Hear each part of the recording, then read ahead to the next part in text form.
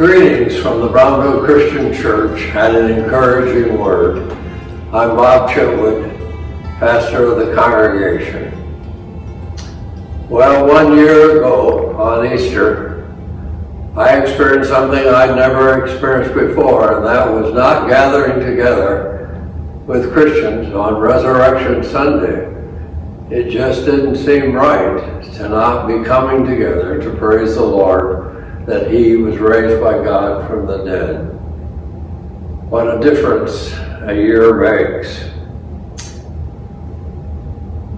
This morning, the trumpet sounds, and it announces to us that Christ the Lord is risen indeed. Easter will find our churches filled with wonderful triumphant music. They will be expressing themselves in verbal ways that He is risen, and Easter lilies will grace buildings. It's just wonderful to think that we can gather in His name to say He is risen indeed. In the case of Jesus and His disciples, what a difference 3 days made. In the upper room in Jerusalem on the night after Calvary, a group of people hid behind closed doors. Fear was on their faces. They felt hopelessness, dejection, dazed and stunned. They were too heartbroken to even speak, let alone pray. A few days later, the same group were out on the streets with confidence. They had a message for the world. They were fearless. And between these two images or pictures, something happens. Christ was raised by God from the dead.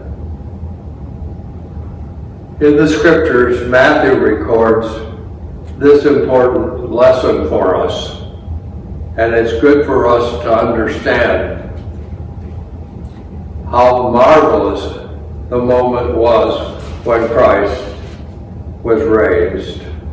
After the Sabbath, at dawn, on the first day of the week, Mary Magdalene and the other Mary went to look at the tomb. There was a violent earthquake, for an angel of the Lord came down from heaven and going to the tomb, rolled back the stone and sat on it. His appearance was like lightning, and his clothes were white as snow. The guards were so afraid of him that they shook and became like dead men. The angel said to the women, "Do not be afraid, for I know that you are looking for Jesus, who was crucified. He is not here. He has risen just as He said. Come and see the place where He lay. Then go quickly and tell His disciples He has risen from the dead and is going ahead of you into Galilee. There you will see Him. Now I have told you." What a difference 3 days made. They were changed.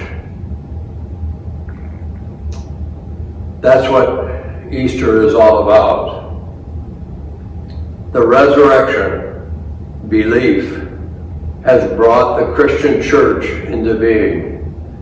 And it was the resurrection message that reached out beyond the city of Jerusalem. Only the fact of the resurrection of Jesus can explain the church. The resurrection of Jesus was reflected upon by early believers.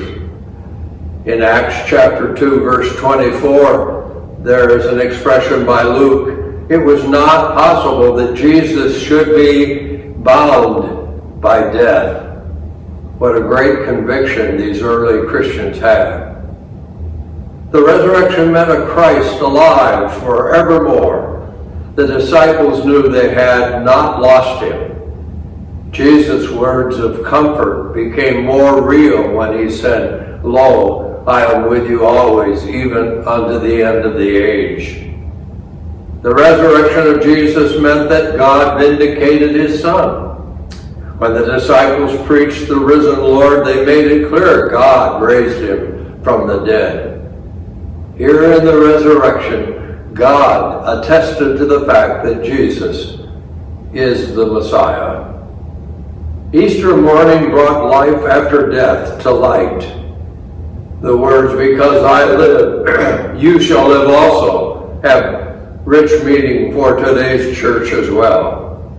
The words of the psalmist said, "God has gone up with a shout, the Lord with the sound of a trumpet."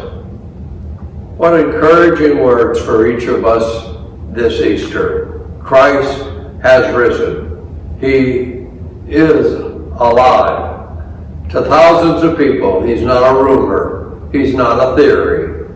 People today have found the same risen Lord walking with them, changing their lives, even as the disciples did that Easter morn. Let us rejoice and listen and observe a beautiful expression by video this morning of what it means that he lives.